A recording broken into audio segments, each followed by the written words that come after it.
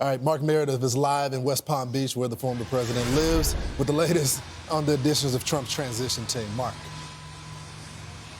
Lawrence and friends, good morning to you. The president-elect is expected to get a hero's welcome when he meets with House Republicans a little bit later on today. He's expected to show new support for House Speaker Mike Johnson as he gets ready for another likely term as Speaker. Overnight, Trump also announcing a slew of new people he would like to serve with come for his administration next year. This is video of him getting ready to head to D.C.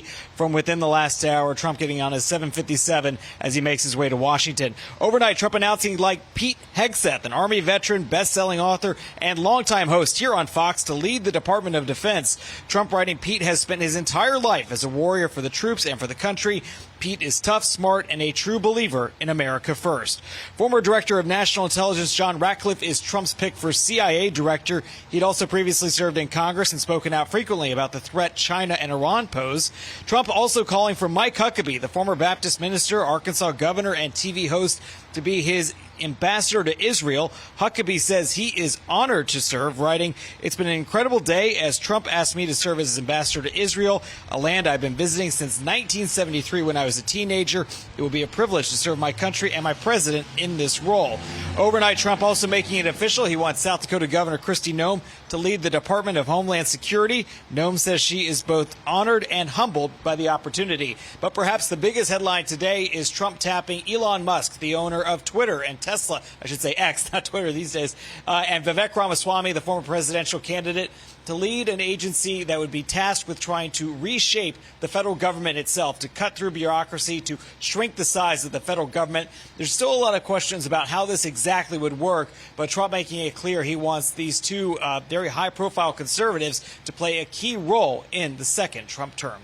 Steve Ainsley, Brian Lawrence, back to you guys. And Mark, this department that they would head up, DOGE, the Department of Government Efficiency, it doesn't exist right now. So that presumably somebody would have to hire staff unless Elon Musk uses some of the, his Tesla geniuses or some of those guys in the back room to try to do the calculations about where they should make the cuts.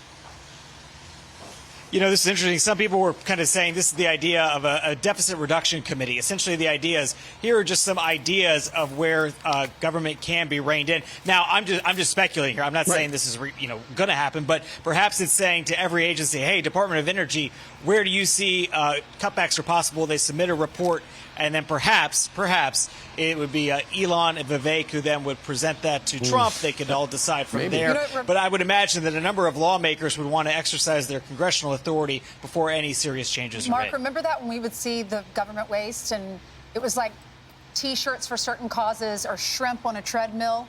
That's what this reminds me of, pulling back the curtain to see where your tax dollars and there was are always the advocacy groups in D.C. that would present a report every year of like the biggest waste. I mean, I think many taxpayers would be outraged if they saw where some of their tax dollars went to. Of course, the federal government is such a huge entity. It is not easy for any of us to get our arms around it. But Trump says there simply has to be changes. Thank you very much, Mark. Keep in mind, going with the pork barrel stuff back in the day, that's back when there was a lot of it because your congressman would go to Washington, D.C., and then next thing you know, they're building a bridge or they're building that shrimp on a treadmill laboratory or stuff like that. They would throw all of it in a bill. Right. And, well, it was in different bills, but they would bring the money back home and then they would be heroes. But they've pretty much gotten rid of a lot of that pork and a lot of those earmarks. Simpson Bowles, these guys gave up 3 or 2 years of their lives to study how to make government more efficient.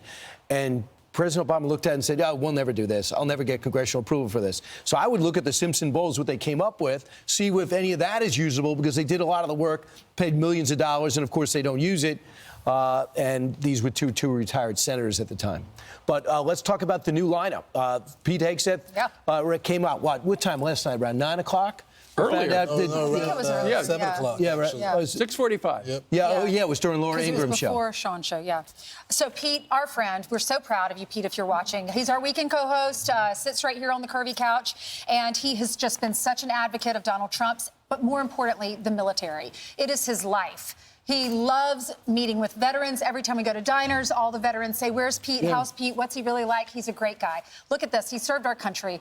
Army National Guard infantry officer, served tours in Iraq and Afghanistan. Then he was a guard at Gitmo, 2 Bronze Stars, Combat Infantryman badge. Yep.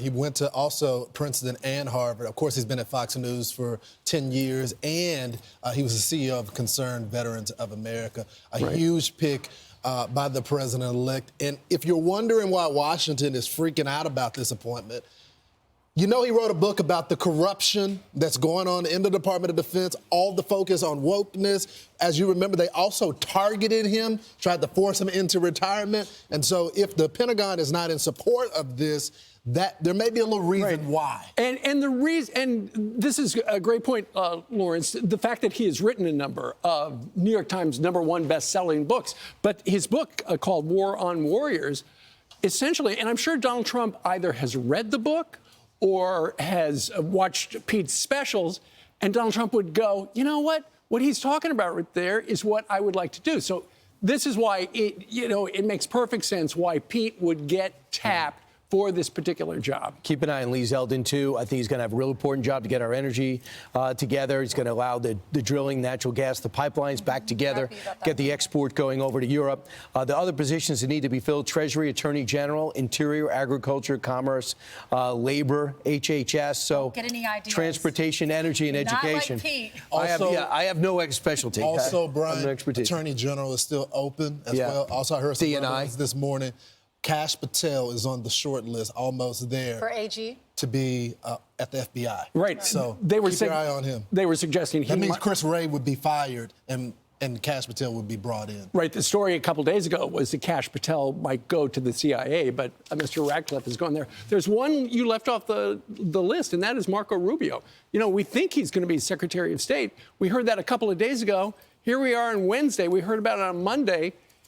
Still no official notification that he's been nominated. I would say this. I thought the same thing, and I was communicating with someone very higher up last night, said there's no problems, it's a go. I'm hearing the same thing. Well, then why haven't we heard about it? Even Senator Fetterman, Democrat, said his quote was, he's a strong choice for the role, and he looks forward to working with him. Fetterman will work. I bet you he's the Manchin of this session. Also, very important for Israel, Mike Huckabee will be the ambassador to Israel.